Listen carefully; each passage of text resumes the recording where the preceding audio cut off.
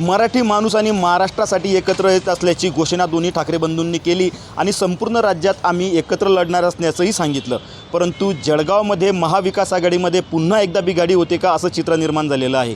कारण महाविकास आघाडीने सोबत लढण्याची घोषणा जरी केली असली तर त्यात त्यांचं जागा वाटपाचं सूत्र ठरलं ते म्हणजे शिवसेना ठाकरे गटाला 38 आणि राष्ट्रवादी शरद पवार गटाला 37 आणि या दोन्ही पक्षांनी आपापल्या मित्रपक्षांना त्यांच्याच कोट्यातील जागा सोडायचं असं समीकरण किंवा असं सूत्र जो आहे हे जळगाव महापालिकेच्या निमित्ताने ठरलं। परंतु मनसेला कुठेतरी कमी जागा मिळतील याची भीती आहे आणि त्यांनी थेट स्वतंत्र 25 जागांवर लढवण्याची तयारी सुरू केलेली आहे। अगदी आपण ज्याला म्हणतो की 25 उमेदवारांचे एबी फॉर्म देखील त्यांच्याजवळ तयार आहेत। तर नेमकं जळगावातलं राजकीय वातावरण कशा पद्धतीने तापतंय, मनसेचे आक्षेप काय आहेत, मनसेचं नेमकं म्हणणं काय आहे हे जाणून घेण्यासाठी आपल्यासोबत आहे मनसेचे पदाधिकारी। भाऊ काय सांगाल, एकीकडे काल महाविकास आघाडीची घोषणा झाली, त्यात आपापल्या मित्रपक्षांना ठाकरे गट असेल, शरद पवार गट असेल यांनी सामावून घेण्याचं ठरलं, परंतु आपण आज थेट स्वतंत्र 25 उमेदवार देण्याची तयारी सुरू केलेली आहे, नेमकं काय कारण आहे? सन्माननीय राजसाहेब ठाकरे यांच्यासोबत काल मीटिंग झाली, काल बैठक झाली शिवतीर्थावर। राजसाहेबांनी बोलवल्यानंतर जळगाव शहरातील परिस्थिती माझ्याकडनं जाणून घेतली। जळगाव शहरातील महापालिका निवडणुकीसंदर्भात इथली काय परिस्थिती जाणून घेतल्यानंतर सन्माननीय साहेबांनी सांगितलं की उद्धव ठाकरे गट जो असेल त्यासोबत युतीबाबत सकारात्मक जर चर्चा होत नसेल तर 25 जागांवर मनसे आपले शिलेदार उभे करतील आणि त्या शिलेदारांना निवडून आणण्याचं काम मनसेतर्फे केलं जाईल। नेमकं आपलं जे आहे ती जागा वाटपाचं सूत्र आपण नेमकं काय सांगितलं की तुम्हाला किती जागा अपेक्षित आहेत, किती ठिकाणी तुमचा दावा आहे नेमका आणि त्यांच्याकडून कसा प्रतिसाद मिळाला आहे?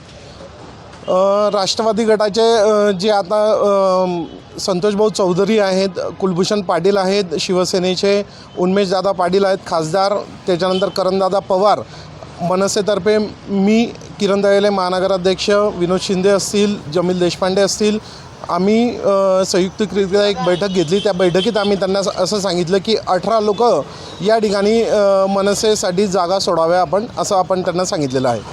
मग 18 जागांचा जेव्हा तुम्ही प्रस्ताव दिला तर त्यांच्याकडून काय प्रतिसाद मिळाला?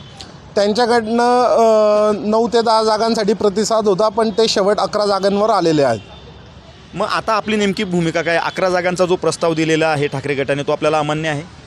बिलकुल नाही, 11 जागांचा प्रस्ताव आम्हाला मान्य नाही आहे। आमची परत एक 2 तासानंतर मीटिंग आहे किंवा रात्रीपर्यंत उशिरापर्यंत ते समजेल आम्हाला। नसेल होत तर उद्या सकाळी मनसे 25 शिलेदारांचा अर्ज भरेल। दादा आपण काय सांगाल की कुठेतरी आपण वर्षभरापासून 6 महिन्यापासून तयारी करतायत आणि दुसरीकडे मात्र ऐनवेळी आपल्याला सन्मानजनक जागा मिळत नाही असा आपला आरोप आहे, आपली काय भूमिका असणार आहे पुढची? आरोप नाही आहे, तशा बैठकी झालेल्या आहेत। त्या बैठकीमध्ये चर्चेनंतर असं दिसून येतं आहे की ज्या जागा वाटपाचा विषय होता त्या जागा वाटपासंदर्भात ज्या सन्मानपूर्वक जागा प्रत्येक संघटनेला किंवा प्रत्येक पक्षाला आहेत ते मिळत नाही आहेत। आम्ही आमच्या पक्षाला जे गेले 2 ते 3 वर्षापासून आज महानगरपालिकेचे आमचे मनसेचे पदाधिकारी कार्यकर्ते खूप तळागाळात जाऊन काम करत आहेत। आज त्यांची निवडणूक आहे कार्यकर्त्यांची, आज त्यांना तिकीट देण्याचं काम हे पक्षाने केलेलं आहे। आता युतीमध्ये सन्मानपूर्वक जागा जर आम्हाला मिळाल्या तर आम्ही लढणार आहोत, नाहीतर महाराष्ट्र नवनिर्माण सेना ही एकटी महानगरपालिका निवडणूक लढणार आहे। परंतु आता एकीकडे राज्यामध्ये दोघी ठाकरे बंधू एकत्र येत आहेत, जळगावमध्येही सकारात्मक बोलणे सुरू आहे। जागा वाटपाच्या किरकोळ विषयावरून म्हणजे दोघं ठाकरे बंधूंच्या एकत्र येण्याच्या भूमिकेला अपशकुन होईल जळगावातून असं नाही वाटत आपल्याला?